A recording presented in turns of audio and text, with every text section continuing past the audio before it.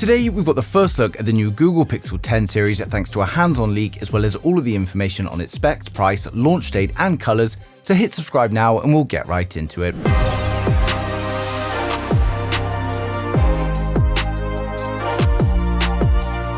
So first up, before we get into the reveal, we've got news of a new macro mode coming to the Pixel 10 series. It's going to use a combination of the ultra-wide and the telephoto camera in what's called a telemacro shot.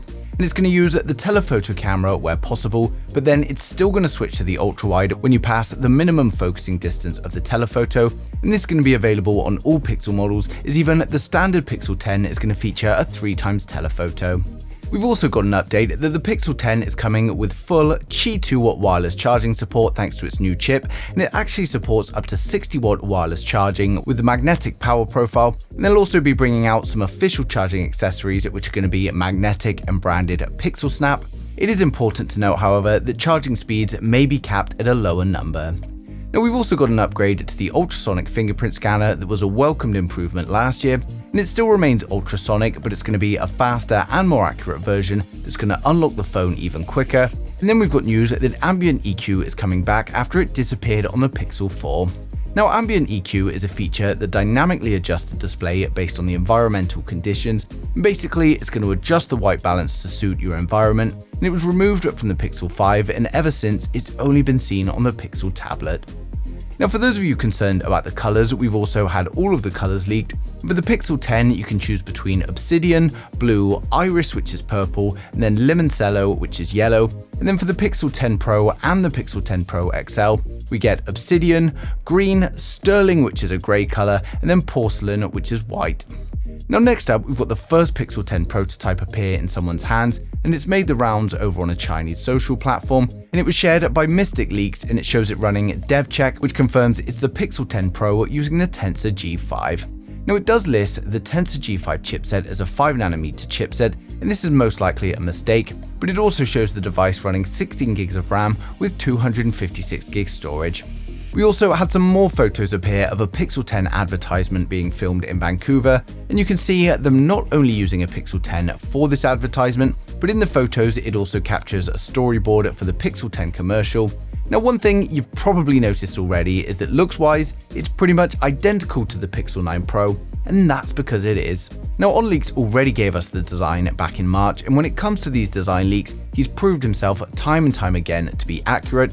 And the main difference this time round is that the standard Pixel 10 is also going to feature a triple camera setup, whereas previously that was reserved for the Pro and the XL models only.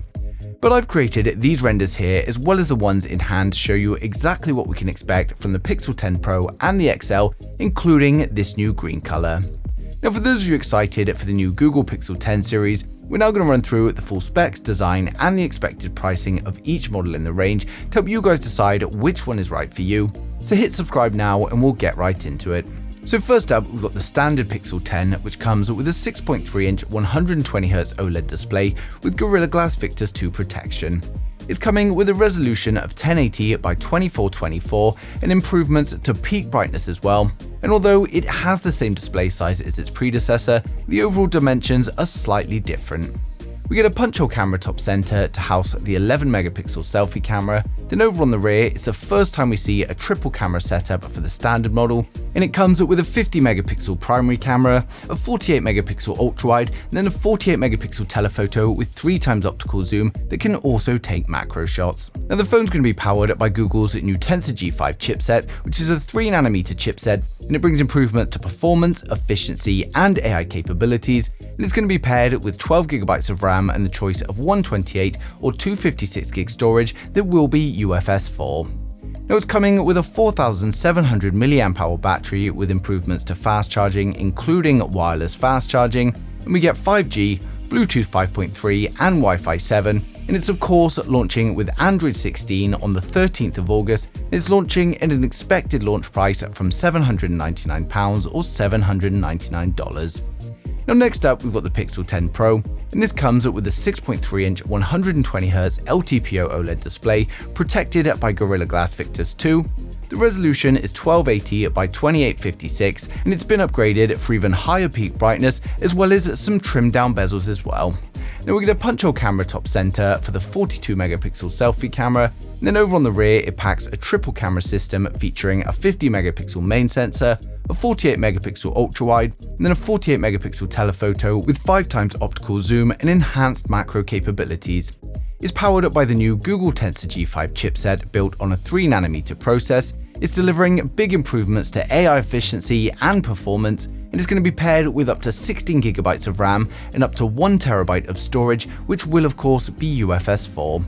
It's powered by a 4700 mAh battery with even faster wired and wireless charging speeds compared to the base model. And then we've also got 5G, Bluetooth 5.3, Wi-Fi 7 and ultra-wideband support. And the Pixel 10 Pro is going to ship with Android 16 out of the box, and it's launching on August the 13th, and it's expected to start from £999 or $999. Finally, we've got the Pixel 10 Pro XL, the biggest and most premium model in the lineup. It features a 6.8-inch OLED display with Gorilla Glass Victus 2 protection, and we also get improvements to peak brightness for excellent visibility out in the sunlight. We've got a 42 megapixel selfie camera top center in the form of a punch-hole selfie camera, and then over on the back we get a 50 megapixel primary camera, a 48 megapixel ultra-wide, and a 48 megapixel telephoto with 5x optical zoom, and we also get this periscope style macro mode as well. Under the hood, it's powered by Google's Tensor G5 chipset built on the 3nm process, and this is going to be paired with up to 16GB of RAM and up to 1TB of storage, which will of course be UFS 4. Now battery capacity is around 5060 mAh with faster wired and wireless charging than last year, and its connectivity of course includes 5G, Bluetooth 5.3, Wi-Fi 7 and ultra-wideband support. It's running Android 16 out of the box, and Google are also promising 7 years of updates on all models of the Pixel 10. It is expected to launch from August the 13th from $1,199 or £1,199. So overall, the Pixel 10 series is looking to improve on an already popular phone lineup rather than completely redesigning the phone again, and it seems like most of the effort is going on software in the new Tensor G5. As always, photography is going to be playing a huge part of the Pixel 10's promotion and launch, as well as all of the Google AI features. Of course, this means if you've currently got a Pixel 9, then it's probably not going to be worth the upgrade, but for anyone on an older Pixel or looking to try out their first Pixel, then it could be a great choice. Now of course, there's still a little bit of time until the official launch. We'll be getting more and more leaks as we approach it, and of course I'll be sharing them as soon as they come in. So make sure you subscribe so you don't miss a thing in the future.